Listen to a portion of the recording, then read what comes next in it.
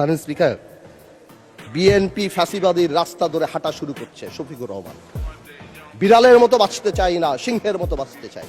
মানুষ আশরাফুল মাখলুকাত আল্লাহ বানাইছে, আমরা সিংহ বিড়াল হয়ে যাচ্ছি। সংস্কার পিছিয়ে গেল, অভ্যুত্থানের প্রস্তুতি হবে। জিয়া পরিবার থেকে মানুষকে মুক্ত করার ঘোষণা। 16 বছর জিয়া পরিবারের থেকে মুক্ত করতে শেখ হাসিনা হেলিকপ্টার দিয়ে পালিয়েছে, সাতরায় পালাবে। মাননীয় স্পিকার বলে কি, জিয়া পরিবার মানে বাংলাদেশের গণতন্ত্র, জিয়া পরিবার মানে বাংলাদেশের স্বাধীনতার ধারক বাহক,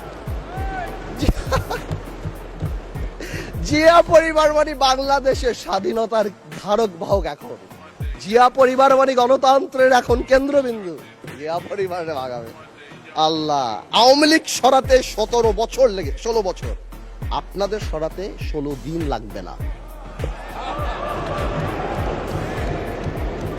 এই সব কথা বলার পরেও যেই আমরা একটু অ্যাটাকে যাই, আসুন আমরা সবাই এক হয়ে যাই।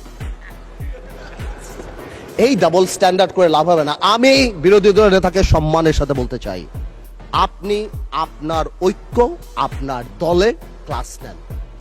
আপনি বুঝান that he who comes in equity must come with clean hands.